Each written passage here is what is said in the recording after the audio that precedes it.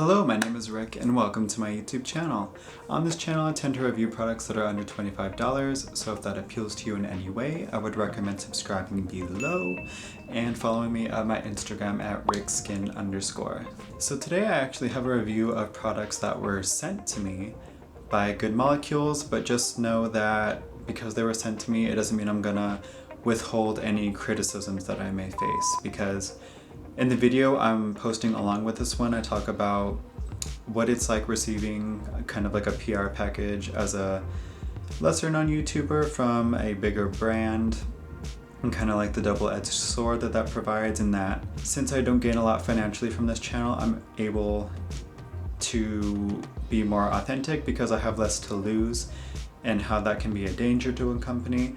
But then along the same lines as how a lesser known YouTuber getting a PR package from a bigger company means that I want to provide a more favorable review as a new YouTuber who's trying to establish themselves and trying to create brand relationships, how that facilitates the incentive to post a good review. So if you want to see more about that, I'd recommend clicking on the other video. I talk about a lot in that video, so if you got time. But yeah, anyway, let's just get into the review. Today I'm reviewing Good Molecules, which is a brand from Beautylish, and Beautylish started as like a hub where people could talk about cosmetics, makeup, which is cosmetics, and fashion and stuff along those lines, overall beauty. And once their community grew, they basically decided to provide a retail space where they would essentially sell the products that were being talked a lot about within their community. And they relatively recently launched Good Molecules, which is an affordable skincare brand which seeks to be effective and use ingredients that are scientifically researched and backed by research. And they actually graciously allowed me to pick a few of the products that I wanted to review, as I disclosed that I was familiar with their brand and was already looking at a few products anyway, and they actually sent me those specific products. So all the products I have for you today are fragrance-free, except for the cleansing balm. I really just wanted to see what a $15 cleansing balm could provide and how it would stack up against a lot of the more expensive cleansing balms. So let's just get into the review. So first we have the Instant Cleansing Balm, and this goes for $15 for 2.5 ounces or 75 milliliters. And this is fragranced, I'm just gonna say straight off the bat. And actually the reason why I don't like this cleansing balm is because of the fragrance, but it also has a lot of other good ingredients, which I will get into now. So the cleansing balm is actually shea butter based. Shea butter has vitamins A, C, and E in it, as well as a lot of fatty acids that help restore the skin barrier. And the antioxidants not only help fight against free radical damage from the sun, it also helps stabilize all of the oils in the formula. It also has tocopherol acetate, which is another derivative of vitamin E, which is essentially another antioxidant. It also has Camellia oleifera seed oil, which is another antioxidant-rich oil. And it has sea buckthorn oil, which is, you actually see sea buckthorn oil around a lot of products, like the Living Cleansing Balm from Then I Met You. Sea buckthorn oil is kind of the main oil in that, and it gives it that cool yellow color, but it is a very antioxidant abundant oil. And all these antioxidant oils in here are actually really great for the stabilization of the oils. And the reason why you want antioxidants in kind of oil heavy formulas is because oils tend to be prone to oxidation, and once the molecules in the oil oxidize, they degrade and they can actually be irritating for the skin. So it's great that this product has a lot of antioxidant rich oils. As far as the texture, it's kind of like this is my first cleansing balm, but I've done some research, and most cleansing balms kind of have this like hard surface, but then kind of once you get past that, it becomes more of a paste, and it's really easier to spread. And this one is great because it does break down into kind of more of an oil that mixes well with the product that's on your face or any dirt and impurities. And that is great because then it emulsifies and it rinses off really clean. This product does rinse off very well. Even if you get it in your eyes, it doesn't make your vision blurry like a lot of other cleansing oils and balms, so that's a plus. And I would actually really recommend this product for the price point. It's really effective and affordable, and the only reason why I wouldn't get it Like, I'm not going to repurchase this personally because of the specific scent they used. They used a geranium flower oil and ylang ylang. And ylang ylang is the specific fragrance ingredient I don't like.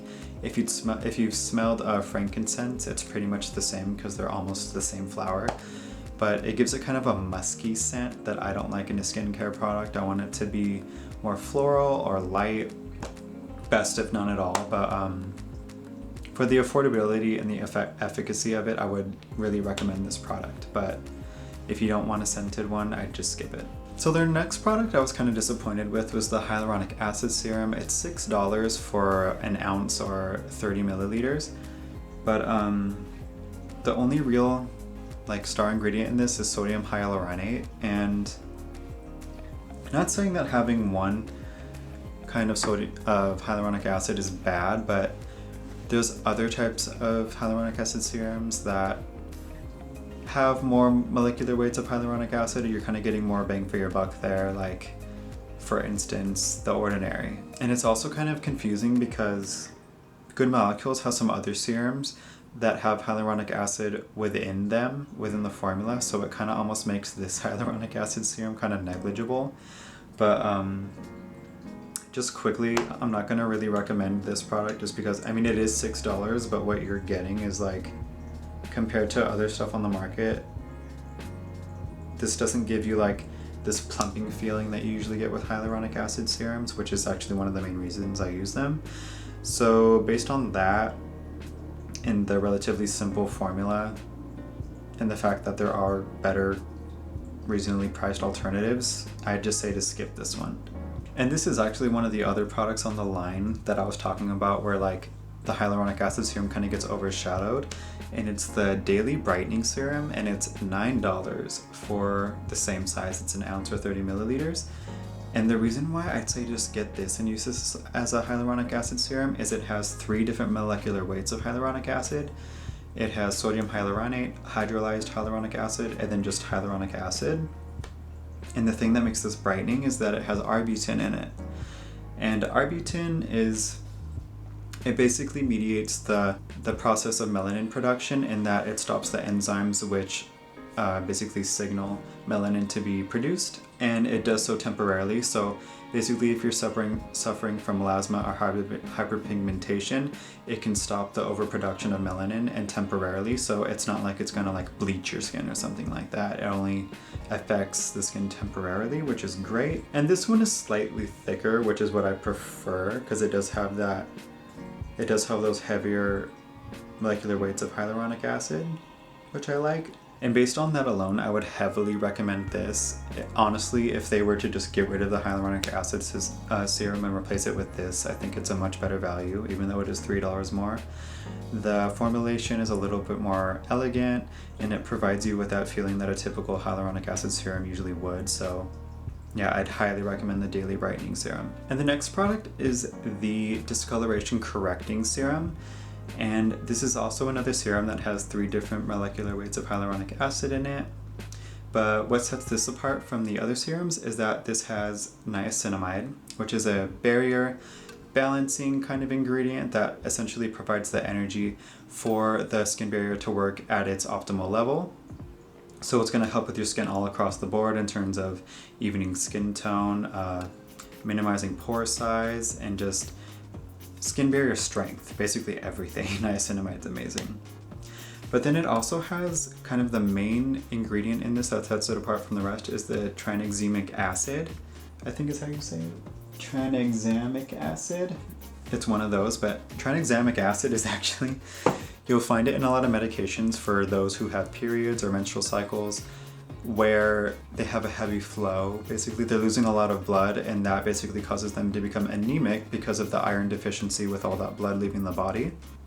So it basically helps with clotting the blood and preventing too much blood loss. But for the skin, it almost works in the same way that arbutin does, in that it mediates the relationship between enzymes which initiate melanin production, and it basically halts that process and prevents overproduction of melanin. It's essentially the same process. The reason why this is great. Oh, it's $12 for an ounce or 30 milliliters. They also have a standalone niacinamide serum, and the reason why I would recommend this instead of that is because, once again, the formula for this is more cosmetically elegant. It has the 3 different molecular weights of hyaluronic acid and the niacinamide. The standalone niacinamide serum they have doesn't have the hyaluronic acid in it. It's essentially just niacinamide in a serum base. And basically my thinking with it is if they got rid of the hyaluronic acid serum, replaced it with the daily brightening serum, and got rid of the niacinamide serum, and replaced it with the discoloration correcting serum, it would just kind of make for a less... Basically, it doesn't bombard the customer with so many options. I mean, the only reason why having them separated like that is for like maybe if you have a really sensitive skin, a serum with maybe just one active ingredient would probably be the best for you. But in terms of value, I'd really just, if you need a hyaluronic acid serum, do the daily brightening. If you're looking for a niacinamide serum, do the discoloration correcting serum. You're getting more bang for your buck that way, more active ingredients for your money essentially. I'm sorry, like I filmed 2 videos today, so the sun's going down as I'm filming this, so I'm actually kind of trying to rush, but that's why you're going to notice the light change over time. But the final product is the Niacinamide Brightening Toner, and this has a lot of actives in this, and this is actually what confused me when I first received these packages, because I thought this was plastic packaging every time I saw it on Instagram, but like it's all glass. And glass packaging is actually cool because it can be recycled an infinite amount of times, unlike plastic, which usually is done after 2 to 3 cycles. The only thing about this though is that they used frosted glass, which isn't as easy to recycle, and colored glass, but colored glass is kind of necessary with anything that has vitamin C in it because vitamin C can degrade with UV light exposure. So it's actually better for us that they do this, but a little bit harder to recycle. And plus they use mixed media, which mixed media is harder to recycle because, like, for instance, just this part, it's the glass and the plastic, so this is probably just gonna go to the landfill or trash anyway. But if you wanted to recycle this, I would wash this out and then take off the label and then distribute it to however your town recycles glass. It's going to be different for wherever you live. This toner is going to be $14 for 4 fluid ounces or 120 milliliters. And like I said, it has a whole bunch of different actives in it. I'm actually going to go over them right now. So first it has glycerin, which is a humectant which draws moisture from the air to your skin, provided your skin is drier than the air. And then it has niacinamide, which I just said is an overall skin barrier restoring ingredient that helps make sure that it's performing at its optimal level. And then it has 3-O ethyl ascorbic acid, which is a vitamin C derivative. Ethyl ascorbic acid is basically just ascorbic acid, the pure form of vitamin C, with another molecule binded to it, which makes it more stable. But the thing about niacinamide is it's kind of pH dependent in that if you have it in a product that has a low pH, sometimes it can cause a reaction which degrades niacinamide to niacin. And some people have a really bad reaction to niacin. It causes something called niacin flush, where it basically just makes your entire face red. It's not necessarily dangerous or harmful, but nobody wants a red face. So it depends on your individual biology as well. But the good thing about Good Molecules is they actually disclose the pH of most of their products, and this is 6.2, which is pretty neutral, so we really don't have to worry about that. This toner also has arbutin, which is going to help even skin tone, and then it has a few extracts in it that are going to be anti-inflammatory, mostly calming, as well as antioxidant.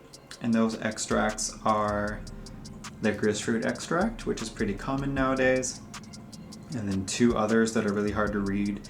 It's Astragalus membranaceus root extract and Rehmannia glutinosa, and those all essentially serve the same purpose. They're anti-inflammatory and antioxidant. This toner also has Saccharomyces ferment filtrate, which is a probiotic. Probiotics in skincare are really valuable because they help metabolize active ingredients and basically make them more bioavailable for our skin to use, as well as supercharging them with their own vitamins and minerals as they're being metabolized. So probiotics are always welcome in skincare formulations. Finally, it has sodium hyaluronate, which is basically like a super humectant. It's in like every product now. But the texture of this is actually really cool. It's like a slightly viscous toner. You see it kind of common nowadays. But you know, you put it on a cotton pad, it easily distributes across the entirety of your face and your neck or wherever you apply your skincare products. And as far as the brightening power of all of the products from Good Molecules line, I didn't necessarily see it, but the humectant nature of them and the antioxidant properties that they provide, I feel like are really what makes all these products really valuable and what I think is should be the main selling point for them. Like for instance, the Niacinamide Brightening Toner, I feel like would be a great morning toner that you can layer under a sunscreen. So you do have that vitamin C, that niacinamide, and those antioxidant extracts working well to scavenge free radicals for whatever your sunscreen doesn't initially prevent from hitting your skin from the sun. As well as most of these products actually, you can really use any of these as like, I'd use all of these products as like a morning serum or a morning toner because they all are for brightening, and because they're all brightening, they'll have a lot of antioxidants, and antioxidants better serve you in the morning as a preventative measure from the sun, as antioxidants, they're not as good as working retroactively after sun exposure. So you want to put your antioxidant serums on in the morning under a sunscreen. That's where they're going to work for you the best. But as far as the entire line is concerned, there is really 3 products I would say for sure you should try if you can. And it's the Niacinamide Brightening Toner, the Discoloration Correcting Serum, and the Daily Brightening Serum. I feel like they could easily replace your hyaluronic acid, your niacinamide serum, or any brightening toner you may be utilizing at the moment. And I feel like they're a great value for the money. That's the really good thing about Good Molecules, is that they have really affordable products, which makes a lot of these active ingredients more acceptable to a wider range of people. And my cat wants some attention. But yeah, that's going to be it for this review. I hope it helps you make a better buying decision. If you'd like to see more videos like this, I'd recommend subscribing below and following me on my Instagram at rickskin_, where I post like texture shots, like mini reviews, and some video announcements or any really preliminary information about future YouTube videos. So if you'd like to see more of that, I'd recommend following me there. And I hope you like this video, and I hope to see you in the next one. Bye bye.